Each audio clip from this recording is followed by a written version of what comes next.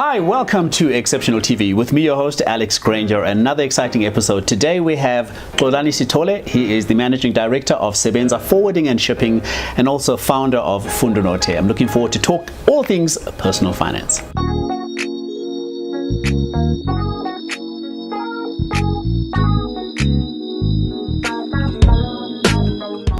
Xolani Sithole, Jobe from Mnambiti, hardcore Zulu man who missed his calling, should have been on Isibai, but yeah, you didn't want to be too great. Welcome to Exceptional TV, my man. Thanks, Alex. Thanks for having me. I'm happy to be here, man. So guys, this is weird because me and Xolani are like really good friends. We sing together, so now I have to interview him, and he's not even nervous. On top of that, he rocks up with his sneakers. Show the people your sneakers. Raise your sneakers. There we go. But no happy socks. No. I'm happy inside, not down there. And he's wearing a cap on my show. Sorry, man. And he's the managing director of Sebenza Forwarding and Shipping. Isn't that crazy? Welcome, Xolani.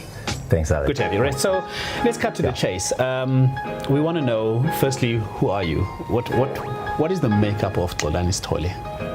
What drives you? What are your passions? What are your values? Tell us a little bit about who you are. So I'm a very committed South African, and that's important to me because I think yes.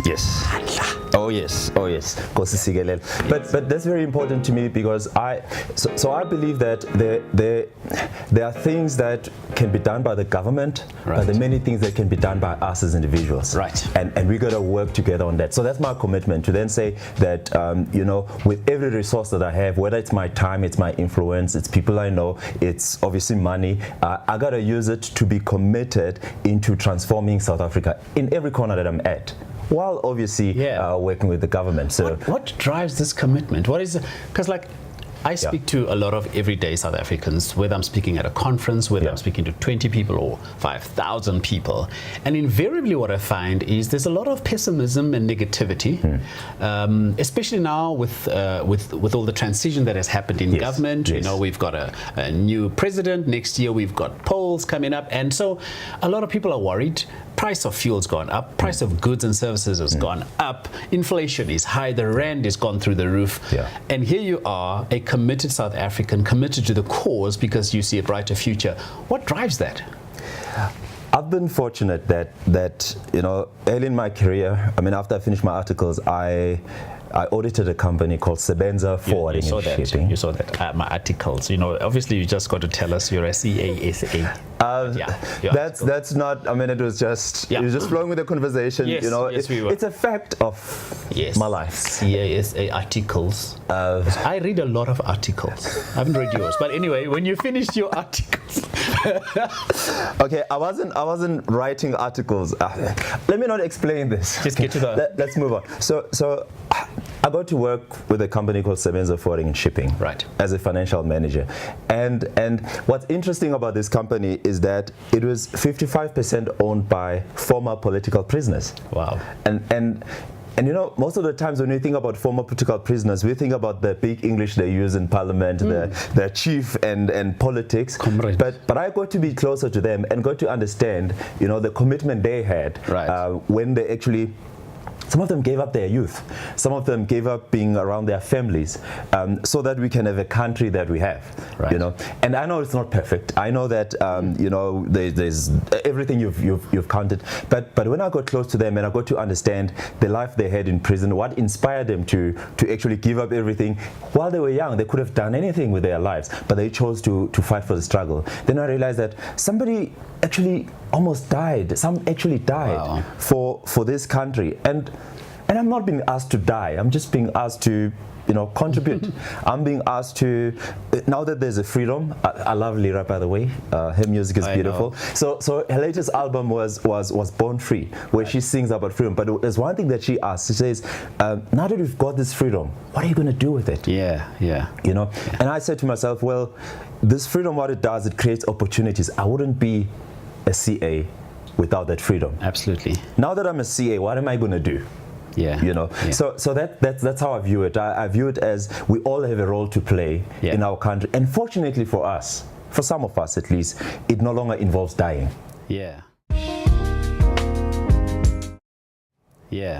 That's deep, man. And I think what you're sharing there is a lot to do with sacrifice and selflessness. Yes. And it's something that's very difficult in the ordinary South African's mind to come to grips with, because you're saying to me, yes, be committed to the cause. I don't have a job. Be committed to the cause. My children can't go to school. I don't even know when I'm going to get money for the next meal. Yes. But you saying, regardless, the overarching cause must still remain positive, yes, and you must commit to it, because there's a light at the end of the tunnel, and it's not a train coming. Yeah, because sometimes it's an oncoming train, and then you get excited. The next thing, everyone around you is crying because it. But we're talking about light, right? Hope. Right? Not. Yeah. Why do we do this, Alex? Can I? But I mean, you talk about unemployed people, right? And I think that we all have a contribution to make at different levels. Right. Our contribution, I mean, if I'm unemployed, my contribution is to not destroy that which is around me. That's correct. That's a contribution. Yeah. Yeah. But for those who are employed, for those who have more resources than others, their contribution is then to uplift those who are not employed. That's the contribution. And you'd be surprised. I mean, I grew up. My mother earned 600 rands, and she managed to raise me and my two sisters, my cousin, and sometimes helped out with other families with just 600 rands. With just 600 rands, and he then tells me that to you and I, 600 rands is what we blow within 2 days of data, and it's like a meal. Exactly. Take 2 or 3 friends. In one sitting, we finish 600 rands. Yeah.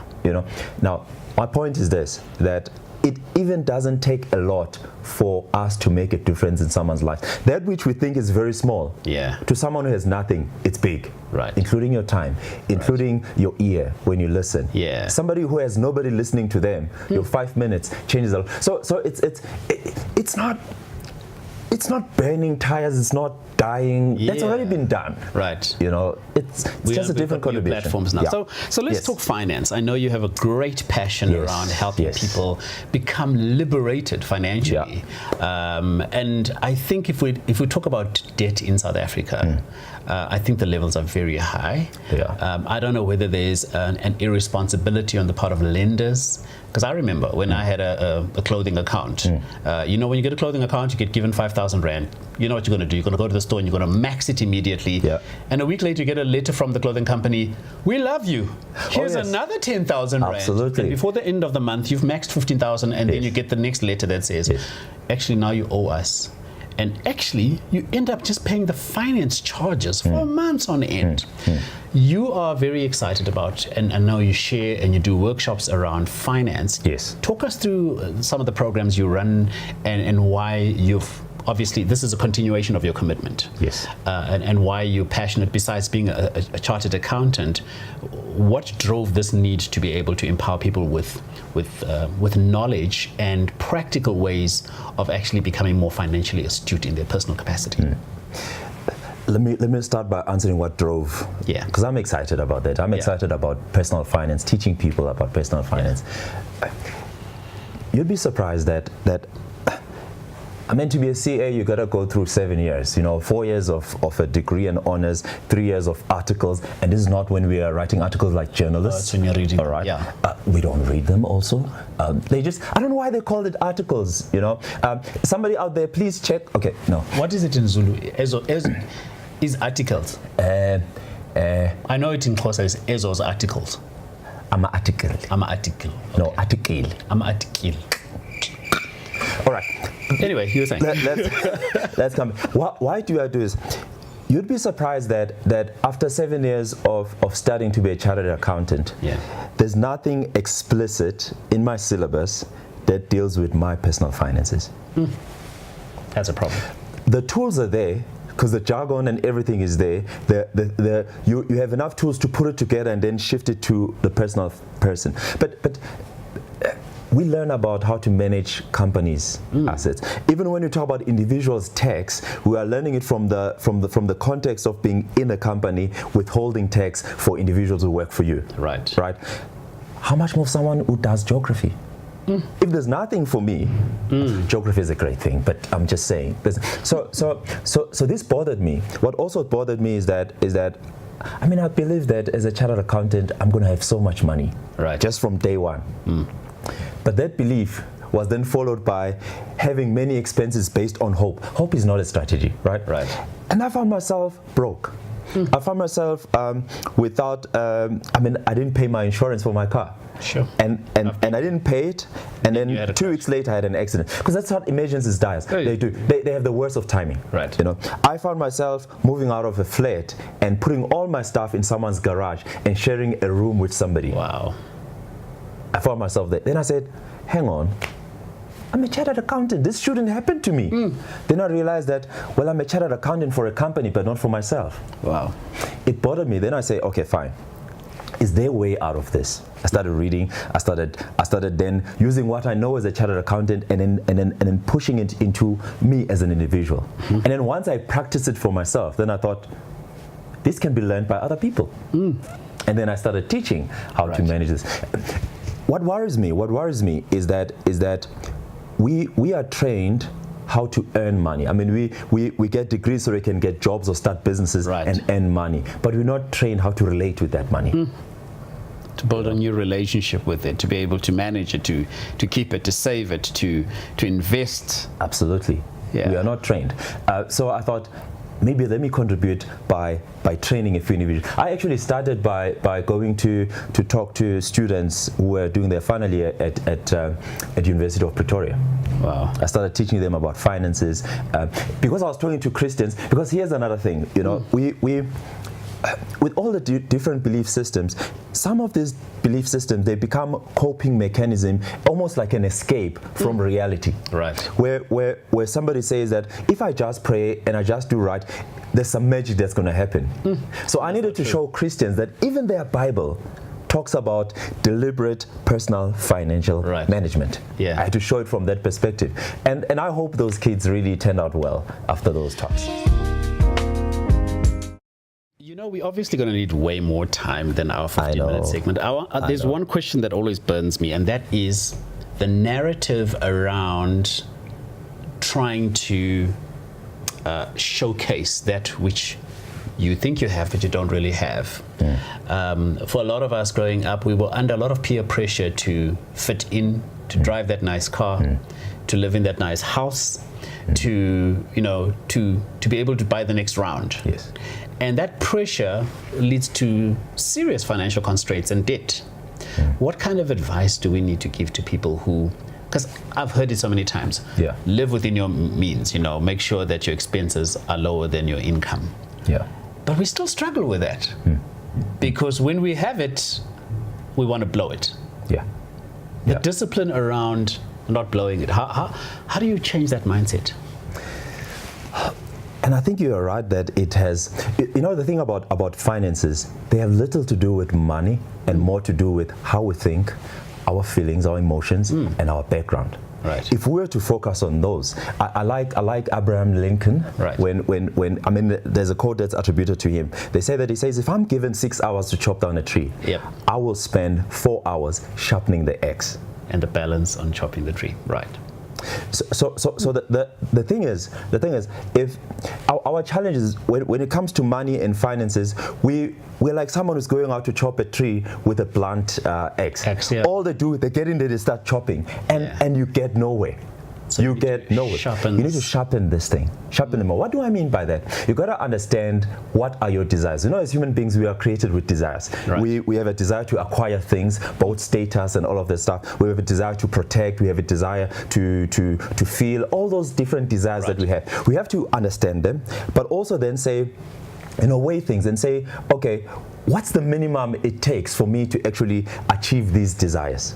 Right? And then you tick that. Then you'll be able to differentiate between things that really achieve what you're looking for and things that are said to be achieving what you're looking for. And many things that we pay for a premium. You know, I mean, you just need transport, but then you want it to be not affordable. All you need to do is to be transported. Exactly. So that kind of thinking, when it comes to thinking again, is to challenge the status quo. Right. You must also understand that people are out there running a business. You know, there is, I mean, wherever you go, there's so many things that are looking for your attention so that they can take your money. Let's be honest about that. Whether you switch on your phone, there's an advert that's looking for your money. You are driving, there's a billboard that's looking for your money. Yeah. Now, who do you take advice from? Do you take advice from somebody whose motive is to make money out of you, or do you take advice from yourself or from someone who cares for you? Give you an example. We are told that it should take 20 years to pay off a bond. Yet we are able to take 5 years to pay off a car. I've always had an issue with that. I have always had Challenge the status quo. Challenge it. Why can't we pay off our houses in 5 years? Challenge it.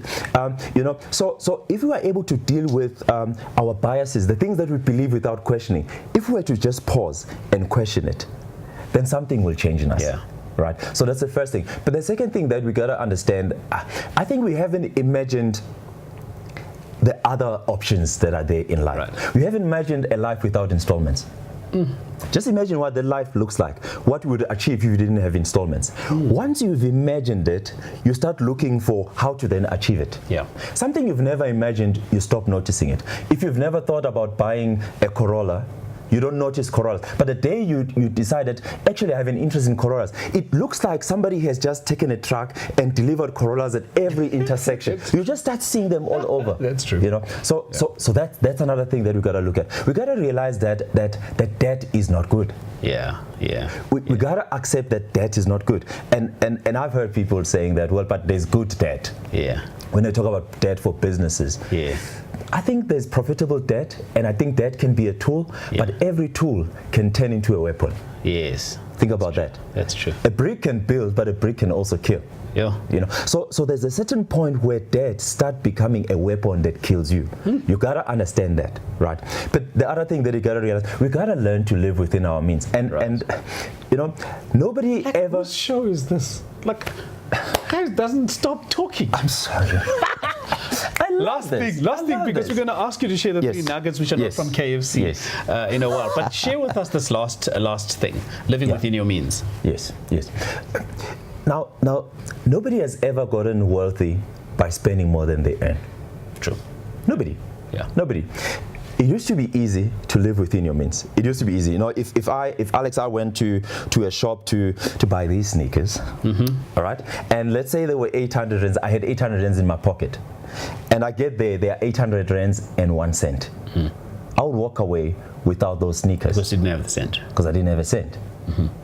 But these days, it has become easy because of the availability of credit. That it has become easy that I can walk in with 800 rands and I'll walk out with sneakers, with this beautiful golf shirt, with this beautiful cap, and my 800 rands. Easy. Yes. Because so it has become easy to spend more than we earn.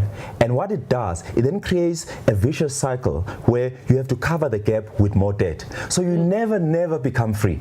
You never become free, and you know, and it all has to do with our emotions. You know, we don't like pain. We once you remove the pain of paying, it becomes easier to spend more than you earn. If I send you to go buy something with cash, if you are counting the cash, you feel the pain. You feel the pain, right? You start saying, isn't there something cheaper? But if you are just tapping, if you're just swiping, it becomes easier to spend more than we earn. Right? Yeah. And it gets us deeper and deeper into debt. But as you will realize, it has more to do with our emotions and our thinking than money. Yeah, it is about mindset. Well, we're on set with Xolani Sithole, the Managing Director of Sebenza Forwarding and Shipping. We're talking all things finance, and he's already shared so much. But I think in closing, Xolani, maybe you'd just like to share 3 calls to action for our viewers. What are some of the things that they can do immediately to circumvent this crazy way of overspending or getting into debt? What are 3 simple things? 3 simple things. Yeah. Each time you want to spend on something, you got to realize that there's an opportunity cost to everything. Right. You got to realize that if I'm spending on this, what else am I giving up? Don't think about the money you're giving up. Think about, if I'm buying this car, it means I am not going on holiday. It means I am not You know, once you look at life that way, you start weighing you gotta weigh the benefit of everything you spend money on. Right. Yeah. And it changes your mind. It did that for me. I mean, I drove a Jeep, and then when I did this exercise, it took me 2 weeks. I got rid of the Jeep. Right. Because it didn't fit in. I was losing something else that I would have preferred to do with my money. That's true. So how is the Maybach coming along?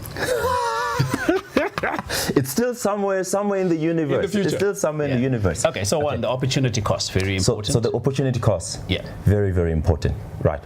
And number two, protect what you already have. Right. And I gotta say this, you know, this talks about emergencies. You know, life is unpredictable. Life is unpredictable. You may lose a job. The one you share expenses with may die. You may be in an accident and be crippled. What then? It can get you deeper and deeper into debt. So you gotta deal with emergencies. Okay. Very, very important. Cool. The other thing that's very important is that we whatever you do, get out of consumption debt. Consumption debt is the debt that you incur, but it makes no money for you. It's the debt that, I'm sorry about this. Give us an example. I'm sorry about this. It's debt for food, where the food remains in the bathroom, but the debt doesn't remain in the bathroom. Yeah. Right? Yeah. What you notice about that debt is that it's actually more expensive. In fact, the rates that it charges are more than what you'll get from investment. So I'd say that use every extra bit of money to actually get out of that debt. And you'll start experiencing freedom in your life. Start experiencing freedom in your life. And obviously, I'd like to say that use additional money. It's now for, you know, Zulu people. Use additional money. Quickly, wrap it up. We gotta get into the habit of investing. Yes. Now, here's the thing about investing. If you invest in a vacuum, you're not gonna be encouraged. Yes. But if you set goals that are meaningful to you, you are then going to be investing. Now, here's the thing about investing. You know, we use a lot of jargon, right? All investing is, it's committing resources to earn a return. That's it. We have time. It's a resource. Do we spend time? Do we invest time? We have people we know. It's a resource. It can be something that gives you return. Money obviously is a resource. Our intellect is a resource. If you follow these things, you will achieve financial freedom.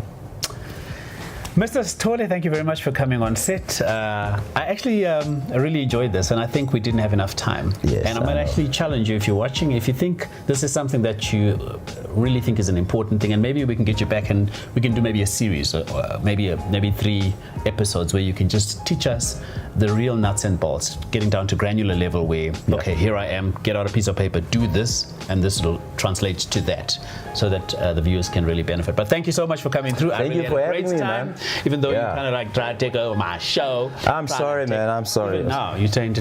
Where are your happy socks? Close. Oh, sorry. You're closing. I'm trying to close, but I don't look happy. Sorry. Guys, you know what to do. Do the things that need to be done. Instagram. Yeah, this guy really crazy. We'll be back for another episode coming soon on YouTube, right next to you. Until then, I'm out.